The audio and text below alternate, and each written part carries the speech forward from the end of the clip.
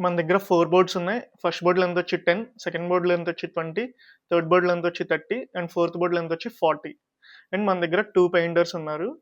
And ఒక painter ఒక బోర్డ్‌ని paint చేయడం స్టార్ట్ చేస్తే, ఆ బోర్డ్ మొత్తం ఆ పెయింటరే పెయింట్ చేయాలి. అండ్ వేరే ఏ పెయింటర్‌తో షేర్ చేసుకోకూడదు.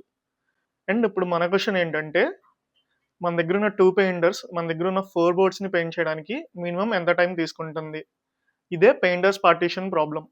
దీన్ని మనం బైనరీ సెర్చ్ వాడి ఎలా సాల్వ్ చేయాలో ఇప్పుడు చూద్దాం. సో, ఫస్ట్ మనం ఆన్సర్ రేంజ్ ఫైండ్ ఔట్ చేయాలి. మనం మినిమమ్ పాసిబుల్ టైమ్ అనేది కనుక్కోవాలి. అండ్ మాక్సిమం పాసిబుల్ టైమ్ కూడా కనుక్కోవాలి.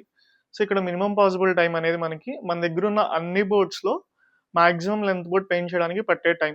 సో, ఒక పెయింటర్ 1 యూనిట్ ఆఫ్ బోర్డ్‌ని పెయింట్ చేయడానికి 1 అవర్ పట్టిద్దనుకుందాం. అండ్ మన దగ్గరున్న అన్ని బోర్డ్స్‌లో మాక్సిమం లెంత్ బోర్డ్ 40.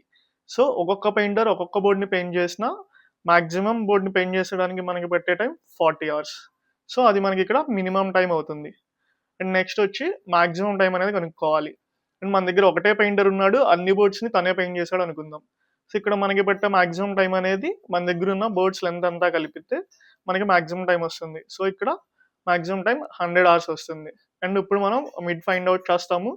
ఒకవేళ మిడ్ వాలిడ్ అయితే లెఫ్ట్‌కి మూవ్ అవుతాం. ఎందుకు అంటే మనకి మినిమమ్ టైమ్ కావాలి కాబట్టి లెఫ్ట్‌కి మూవ్ అవుతాం. మిడ్ ఇన్వాలిడ్ అయితే అంటే మనం ఇచ్చిన టైం సరిపోలేదు.